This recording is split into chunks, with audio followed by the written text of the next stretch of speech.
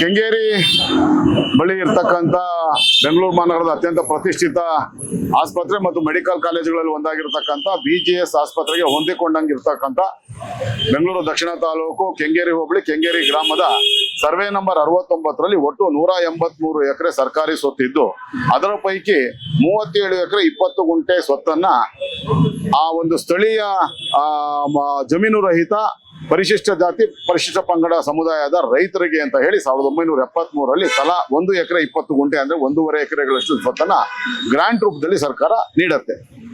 Karnataka land revenue act 1964 ಅಡಿಯಲ್ಲಿ ಅನ್ವಯ ಯಾವುದೇ ಗ್ರಾಂಟ್ ರೂಪದಲ್ಲಿ ಬಂದಂತ ಸ್ವತ್ತನ್ನ, ಅದು ವಿಶೇಷವಾಗಿ ಪರಿಶಿಷ್ಟ ಜಾತಿ ಪಂಗಡದವರಿಗೆ ಕೊಟ್ಟಂತ ಸ್ವತ್ತುಗಳನ್ನ ಮಾರಾಟ ಮಾಡಬೇಕು ಅಂತಂದ್ರೆ 15 ವರ್ಷಗಳ ಅವಧಿ ಮುಕ್ತಾಯ ಆಗಿರಬೇಕು ಮತ್ತು ಅದಾದ ನಂತರ ಮಾರಾಟ ಮಾಡಕ್ಕೆ ಸೇಲ್ ಪರ್ಮಿಷನ್ ಅನ್ನ ಸರ್ಕಾರದಿಂದ ಕಾನೂನು ರೀತಿ ಎಲ್ಲಾ ಹಂತಗಳಲ್ಲಿ ಪಡ್ಕೊಂಡಿರ್ಬೇಕು.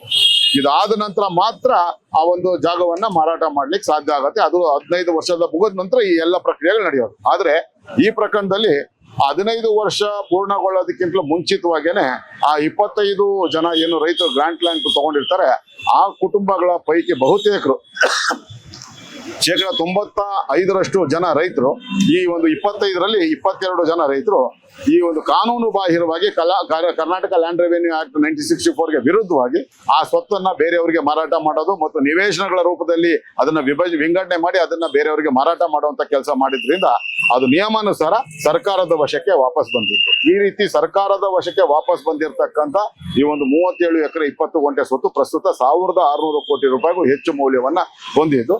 ಈ ಒಂದು ಸ್ವತ್ತಿನ ಮೇಲೆ ಸಹಜವಾಗೇನೆ ಅತ್ಯಂತ ಪ್ರತಿಷ್ಠಿತ ಪ್ರದೇಶದಲ್ಲಿ ಇರ್ತಕ್ಕಂಥ ಈ ಸ್ವತ್ತಿನ ಮೇಲೆ ಪ್ರಭಾವ ತನ್ನ ಕೆಂಗಣ್ಣನ್ನ ಬೀರಿರ್ತಕ್ಕಂಥ, ಅದರಲ್ಲಿ ವಿಶೇಷವಾಗಿ ಮಾಗಡಿ ಕ್ಷೇತ್ರದ ಶಾಸಕರಾಗಿರ್ತಕ್ಕಂಥ ಬಾಲಕೃಷ್ಣ ಅವರು ಈಗ ಮಂತ್ರಿಮಂಡಲಕ್ಕೆ ಸೇರ್ಕೋಬೇಕು ಅಂತ ಏನು ಪ್ರಯತ್ನ ನಡೆಸ್ತಾ ಇದ್ದಾರೆ. ಆ ಪುಣ್ಯಾತ್ಮ ಅವರ ಬೇನಾಮಿ ಹೆಸರಿನಲ್ಲಿ KN ಸುರೇಂದ್ರ ಅಂತ ಹೇಳಿ KN ರೆಸಿಡೆನ್ಸಿ ಅಂತ ವಿಜಯನಗರ ಸರ್ವಿಸ್ ರಸ್ತೆಯಲ್ಲಿ ಏನೋ ಆಫೀಸ್ ಇಟ್ಕೊಂಡಿದ್ದಾರೆ. ಅವರ ಹೆಸರಿನಲ್ಲಿ ಈ ಒಂದು ಸ್ವತ್ತಿಗೆ ನಕಲಿ ದಾಖಲೆಗಳನ್ನ ಅಧಿಕಾರಿಗಳ ಮೂಲಕ, ಕಂದಾಯ ಇಲಾಖೆ ಅಧಿಕಾರಿಗಳ ಮೂಲಕ ಸೃಷ್ಟಿ ಮಾಡಿ ಕಾನೂನಿನ ಎಲ್ಲಾ ನಿಯಮಗಳನ್ನ ಗಾಳಿಗೆ ತೂರಿಸಿ ಇದಕ್ಕೆ 7-8 ವರ್ಷಗಳ ಕಾಲ ಅಲ್ದಾಡಿದ್ರು ಕಂದಾಯ ಇಲಾಖೆಯಲ್ಲಿ ಸ್ವತ್ತುಗಳಿಗೆ ಇದು ದುರಸ್ತು ಆಗದೆ ಇರುವಂತದ್ದು, ಪೋಡಿ ಆಗದೆ ಇರುವಂತ ಈ ಸಂದರ್ಭದಲ್ಲಿ ಕೇವಲ 15 ದಿನದೊಳಗಾಗಿ ಈ ಒಂದು ಸ್ವತ್ತಿಗೆ ಪೋಡಿನೂ ಮಾಡಿ ಅದನ್ನ ರಿಜಿಸ್ಟ್ರೇಷನ್ ಕೂಡ ಮಾಡೋದಕ್ಕೆ ಅವಕಾಶ ಮಾಡಿಕೊಡ್ತಾರೆ. ಸರ್ಕಾರಕ್ಕೆ ಈ ಒಂದು ಸ್ವತ್ತನ್ನ ಮಾರಾಟ ಮಾಡಕ್ಕೆ ತಮ್ಮ ಪ್ರಭಾವವನ್ನ ಬೀರಿ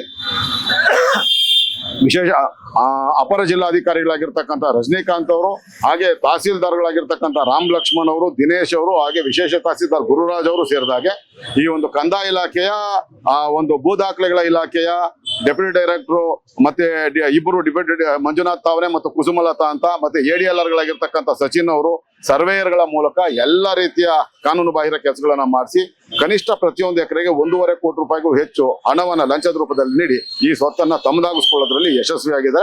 ಈಗಾಗಲೇ 9 ಸೇಲ್ ಪರ್ಮಿಷನ್ ತಗೊಂಡಿದ್ದಾರೆ. ಇನ್ನು 16 ಸೇಲ್ ಪರ್ಮಿಷನ್ ಈಗ ರಾಜೇಂದ್ರ ಕುಮಾರ್ ಕಟಾರಿಯಾ ನಮ್ಮ ಕಂದಾಯ ಇಲಾಖೆ ಪ್ರಧಾನ ಕಾರ್ಯದರ್ಶಿಗಳ ಮುಂದೆ ಇದೆ. ಯಾವುದೇ ಕಾರಣಕ್ಕೂ ಅದಕ್ಕೆ ಸೇಲ್ ಪರ್ಮಿಷನ್ ಕೊಡಬಾರದು. ಈಗಾಗಲೇ ಸೇಲ್ ಪರ್ಮಿಷನ್ ಕೊಟ್ಟಿರ್ತಕ್ಕಂಥ 9 ಸೇಲ್ ಪರ್ಮಿಷನ್ ರದ್ದು ಮಾಡಬೇಕು. ಮತ್ತೆ ಈ ಒಂದು ಪ್ರಕರಣವನ್ನ ಉನ್ನತ ಮಟ್ಟದ ತನಿಖೆಗೆ, ನ್ಯಾಯಾಂಗ ತನಿಖೆ ಅಥವಾ CBI ತನಿಖೆ ವಹಿಸಬೇಕು. ಆ ರೀತಿ ನೀವು ಆಗ್ರಹ ಮಾಡ್ಬೇಕು ಸರ್ಕಾರವನ್ನ ಅಂತ ಅವರಿಗೆ ಪತ್ರ ಬರೆದಿದ್ದೇನೆ. ಹಾಗೆ ಕಂದಾಯ ಇಲಾಖೆ ಸಚಿವರಾಗಿರ್ತಕ್ಕಂಥ ಕೃಷ್ಣ ಬೈರೇಗೌಡರು ಕೂಡ ದಾಖಲೆಗಳ ಸಹಿತ ಅವರು ದೂರನ್ನ ಕೊಟ್ಟು ಈ ಒಂದು ಪ್ರಕರಣವನ್ನ CBI ತನಿಖೆಗೆ ವಹಿಸಬೇಕು, ನಿಷ್ಪಕ್ಷಪಾತವಾದ ತನಿಖೆ ನಡೆಸಬೇಕು ಅಂತ ಅವ್ರನ್ನ ಆಗ್ರಹ ಮಾಡಿದ್ದೇನೆ.